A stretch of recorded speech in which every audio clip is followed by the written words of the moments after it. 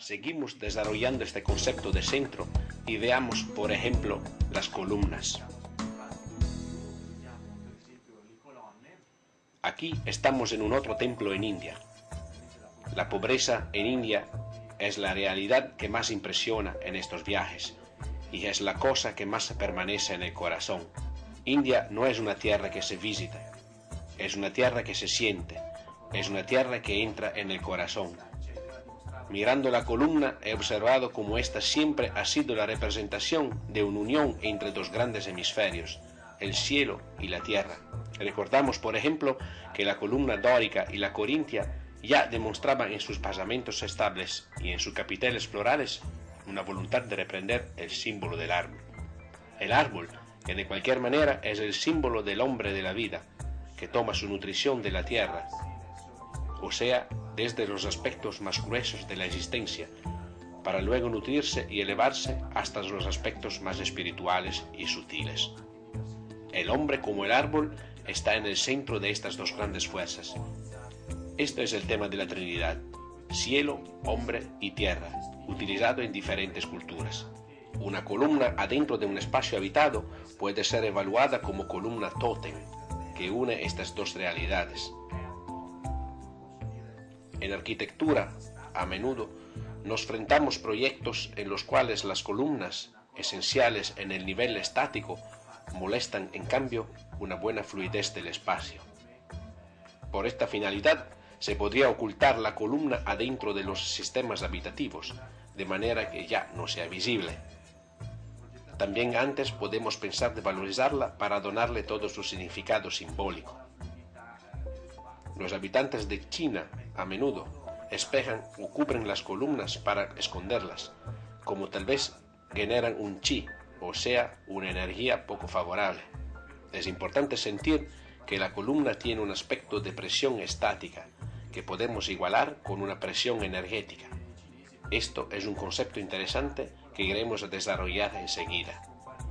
Durante otro viaje que hice a los pies del Tíbet en Ladakh, en una gompa, o sea, monasterio, en la Mayuru, observaba el ritual que estaban haciendo los monjes, o sea, dibujaban con algunas pólvoras un mandala. Lo que más me ha fascinado es que, después del ritual de abertura, los monjes han empezado a dibujar, empezando por el centro del dibujo y desarrollando el residuo del mandala en las 4 direcciones. Este ritual continúa por muchos días, al final del cual el mandala se admira, y luego se borra soplándole encima para vivir el sentido inmanente de la vida, que es un pasaje. Encontramos en este mandala la representación de las energías orientadas en el espacio y en las diferentes direcciones cardinales. Por ahora no entraré demasiado en el detalle, pero lo que quiero hacer notar es que en el centro hay un vacío. Este vacío expresa la sede de Brahma, que es la divinidad hindú por excelencia, que viene representada en el centro de esta estructura energética. Notad esta especie de criatura aplastada en el suelo, es llamada Vastu Purusha. En la mitología indiana representa la energía cósmica disruptiva, que se para a través del poder de las divinidades, que lo aplastan en el suelo en las diferentes direcciones, creando así el orden desde el caos y la manifestación de las infinitas formas. Esta energía, que pertenece a la manifestación de un lugar, el genius loci o espíritu del lugar, se expresa a través de diferentes polaridades de energía. Es interesante observar que en el centro del mandala reside Brahma, que está representado con una parte vacía. Esto significa que no hay que edificar en el centro de una construcción, porque el centro tiene que ser fluido y tiene que permitir la interconexión con todos los otros ambientes. Esta es una casa india que he fotografado, donde se nota esta abertura de forma octagonal hacia el centro. No vamos demasiado lejano si observamos las antiguas casas chinas, porque estas también tenían una abertura en el centro, así como las casas romanas, que tenían también una abertura en el centro para la recolección de las aguas llamada el impluvium, y así en otras culturas tradicionales del mundo. Esto nos hace intuir que el hombre a menudo está interconectado con los otros seres humanos de la Tierra, porque la raza humana pertenece a una forma de unidad. Por eso, algunas percepciones o sentimientos vienen en algunas maneras transmitidas en un nivel no consciente en todas las criaturas vivientes. Por eso, una frase que digo a menudo es: si tú tienes una idea buena, sepas que otra persona está teniéndola en el mismo momento. Esto porque, de cualquier manera, todos estamos conectados entre nosotros. Se puede entonces deducir que el factor evolutivo es un factor sincrónico adentro de todos los ámbitos de transformación que vive el ser humano. Pues el centro es un elemento del espacio que se siente en más capas. Y empezando en descubrir el motivo de esta realidad, observamos que se ocupa más con la naturaleza interior que con la exterior. Esta otra foto captura un otro viaje que he hecho en Europa. Es el Parque de Frogner en Oslo. Aquí se encuentran una serie de esculturas que representan la vida del ser humano. Es interesante observar una vez más cómo en el centro encontramos este conjunto de marañas de cuerpos, este tótem humano. Este concepto se encuentra en muchos otros ejemplos. Veamos ahora la representación del Buda que he capturado en el Museo de Berlín. Vosotros os preguntaría qué éxito tiene esta representación en relación con todo este discurso. Esto quiere ser una inspiración para reflexionar sobre la naturaleza del ser humano. Nosotros no tenemos solo un centro cerebral. Empezamos a reflexionar sobre esta representación con una profundidad mayor. En un primer nivel simbólico, su amplio vientre representa el concepto de raíz, presencia y centro que el Buda ha adquirido en su camino interior. La barriga además representa fertilidad y prosperidad. Muchos azulejos también representan este concepto a través de formas redondeadas. Un segundo nivel de análisis podría ser el de representar la capacidad diafragmática adquirida por Buda, la representación que su aliento era profundo. Durante mis experiencias de yoga y otros géneros de entrenamiento, he comprendido que una respiración profunda concierne también una profunda relajación diafragmática.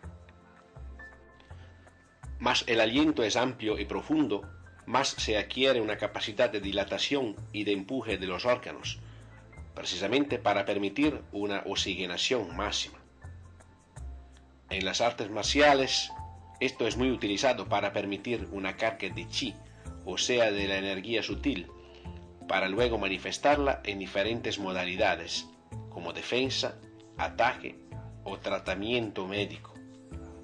En la zona del ombligo, precisamente 2 centímetros abajo del ombligo, encontramos la zona de expresión y vitalidad del cuerpo humano.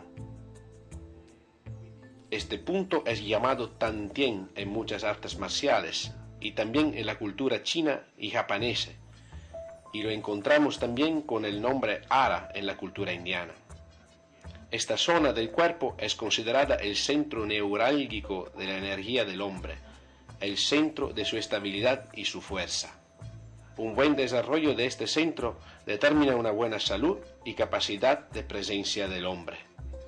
Es interesante ver cómo en las últimas búsquedas de medicina se ha descubierto que dentro del intestino están celdas que parecen a las neuronales, así que, de cualquier manera, parece que hay un segundo cerebro a nivel de la barriga.